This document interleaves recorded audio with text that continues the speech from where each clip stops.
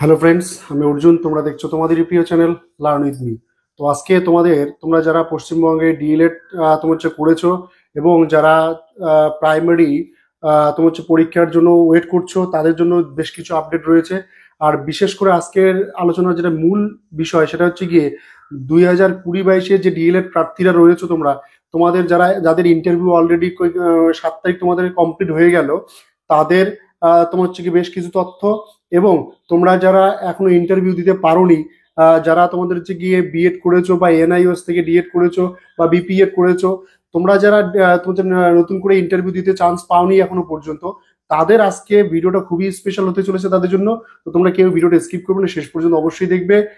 আর তোমরা যারা চ্যানেলে নতুন রয়েছে, চ্যানেলটাকে সাবস্ক্রাইব করে বেল আইকনটাকে প্রেস করে রাখবে।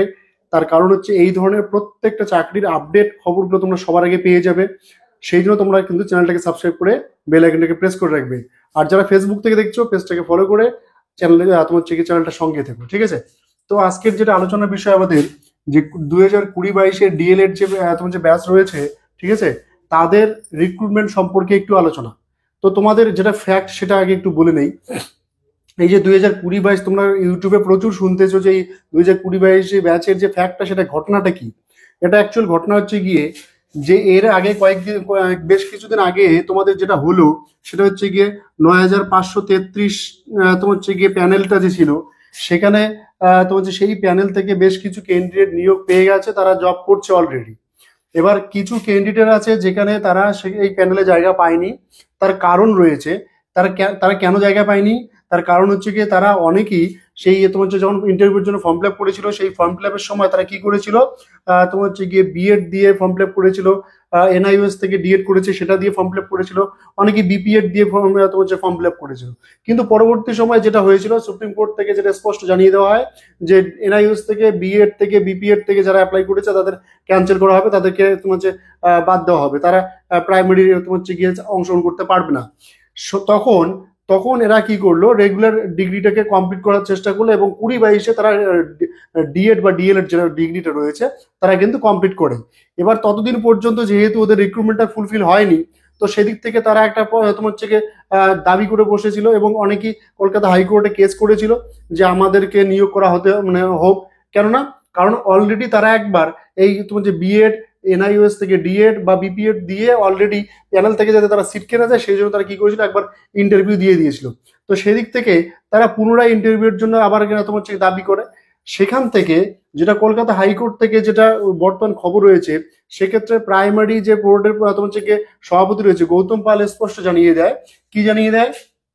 যে যারা হচ্ছে গিয়ে 2020-22 ব্যাচ, তাদের অলরেডি তোমার 7 তারিখের মধ্যে তোমাদের হচ্ছে গিয়ে একটা তোমার হচ্ছে ইন্টারভিউ কিন্তু হয়ে গেছে। সেখানে প্রায় 29 তোমার হচ্ছে 2,926 সামথিং এরকম হবে কিছু, অর্থাৎ তোমাদের হচ্ছে গিয়ে 2900 প্লাস তোমাদের হচ্ছে গিয়ে অলরেডি ইন্টারভিউ তোমরা দিয়ে দিয়েছো, ঠিক আছে? তাদের ভাগ্য নির্ধারণ করছে আগামী 22 মার্চ একটা সুপ্রিম কোর্টে তোমার হচ্ছে গিয়ে শুনানি রয়েছে।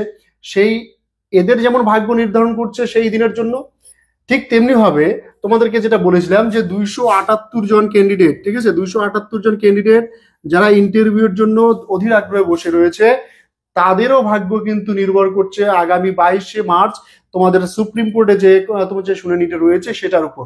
অর্থাৎ এই জিনিসটা নিয়ে আবার তোমাদের যে কলকাতা হাইকোর্টে যে কেস হয়েছিল, সেখানে সেই অ্যাডভোকেট স্পষ্ট জানিয়ে দেয়, এবং পর্ষদ সভাপতির থেকেও সেটা তোমার হচ্ছে ইনফরমেশন আসে, যে অ্যাডভোকেট জানিয়ে দেয় যে মামলাগুলো কলকাতা হাইকোর্টে চলছে, সেই মামলাগুলোই আবার কি চলছে, সুপ্রিম কোর্টেও চলছে। তো একই মামলা যখন সুপ্রিম কোর্টে চলছে, হাইকোর্টেই চলছে, তো তখন হাইকোর্ট সুপ্রিম কোর্টকে ওভারটেক করতে পারে না। তো তখন ওরা বলেছিল যে সুপ্রিম কোর্ট থেকে আগামী 22 মার্চ যে শুনানিটা আসবে, যে রায়টা আসবে, সেই রায়কে মান্যতা দিয়ে তারা তোমার হচ্ছে গিয়ে নতুন করে কিন্তু তাদের 278 জনকে, যদি ওরা সুপ্রিম কোর্ট থেকে রায় আসে যে ইন্টারভিউ দিতে পারবে, তো তারা ইন্টারভিউ দিতে পারবে। আর যদি আসে যে না, নেওয়া যাবে না, তো তাহলে যাবে না। তাহলে পুরোপুরি ভাবে নির্ভর করছে 278 জনের ইন্টারভিউ হচ্ছে গিয়ে 22 মার্চের হচ্ছে শুনানির জন্য সুপ্রিম কোর্টে। ঠিক তেমনি ভাবে যারা ইন্টারভিউ অলরেডি কমপ্লিট করেছো 7 তারিখে, তাদের জন্য এটা স্পেশাল এই জন্য যে 22 তারিখ তোমাদের সম্পূর্ণ প্যানেলটা কিন্তু একসঙ্গে করার কথা।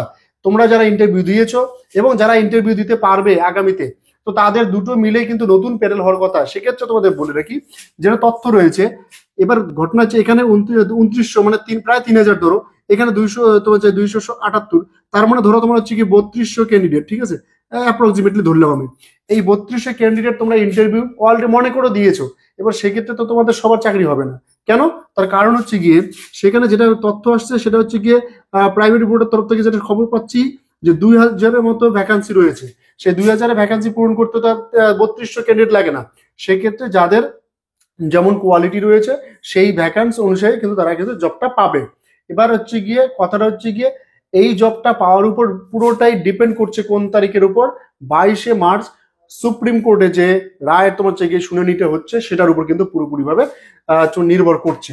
এবার এক্ষেত্রে তোমাদেরকে বলি যে তোমাদের হচ্ছে গিয়ে যারা হচ্ছে গিয়ে অলরেডি ইন্টারভিউ দিয়েছে তাদের কাউন্সিলিং, আর যারা ইন্টারভিউ এখনো দিতে পায়নি তাদের ইন্টারভিউ কবে সেটা আগের দিনের ভিডিওতে বলেছিলাম। তবে আজকে আবার একটু তোমাদের জানিয়ে দেই যে যেহেতু ইলেকশন চলে আসছে, ইলেকশনের জন্য তোমাদের কিন্তু এখন কোনোটাই সম্ভব নয়, না 2900+ কাউন্সিলিং আর না 278-এর ইন্টারভিউ।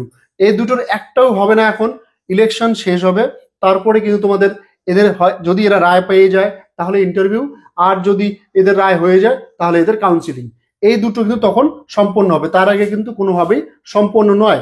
আর তোমাদের আজ বলে রাখি, যারা 2014 সালে ডিএড করেছে, সরি তোমার হচ্ছে গিয়ে প্রাইমারি বোর্ডে পরীক্ষা দিয়েছে, তাদের জন্য যেটা আপডেট রয়েছে তাদেরও মামলা চলছে একটা জায়গায় হাইকোর্টে। সেক্ষেত্রে তোমাদের হচ্ছে গিয়ে যদি রায় পেয়ে যাও 6 নম্বর প্রশ্ন ভুলের ক্ষেত্রে তোমরা কিন্তু একটা পজিটিভ তোমার হচ্ছে গিয়ে দিক থেকে একটা আশা রাখতে পারো, ঠিক আছে। ঠিক তেমনি হবে তোমাদের হচ্ছে কি যারা 2022 সালে পরীক্ষা দিলে তোমাদের হচ্ছে কি তোমার হচ্ছে প্রাইমারি টেটের, সেক্ষেত্রেও তোমাদের বলে রাখি সেখানে প্রায় কোর্ট থেকে কলকাতা হাইকোর্ট থেকে যেটা বলে দিয়েছে স্পষ্ট যে প্রায় 15টা কোশ্চেনের মতো তোমার হচ্ছে গিয়ে প্রায় ভুল হয়েছে। সেক্ষেত্রে মামলা করেছে প্রায় 500 জন পিটিশনার রয়েছে, এবং তাদের সব মিলেমিশে এই যে এদের যে রায়টা, এদের যে কোর্টের থেকে যে রায় আসবে সেটার উপর বেস করে কিন্তু তোমরা অনেকে যারা ফেল করেছো তারাও পাস করতে পারবে, এবং যারা পাস করেছো তাদের নাম্বারটা হয়তো ইনক্রিজ হতে পারে, ঠিক আছে। তো আজকের আপডেটটা এই পর্যন্ত রইলো। তোমরা প্রত্যেকেই যারা চ্যানেলটা দেখছো সাবস্ক্রাইব করে চ্যানেলটাকে সঙ্গে থেকো চ্যানেলের সঙ্গে, নতুন কোনো আপডেট আসলে তোমরা সবার আগে যাতে পেয়ে যাও। তো চলো নতুন একটা আপডেটের জন্য অপেক্ষা করছি আমরা। আর 22 তারিখ তোমাদের তোমার হচ্ছে গিয়ে শুনানি হতে চলেছে সুপ্রিম কোর্টে। তোমাদের সকলের জন্য শুভকামনা রইলো। চলো দেখা হচ্ছে নেক্সট ভিডিওতে।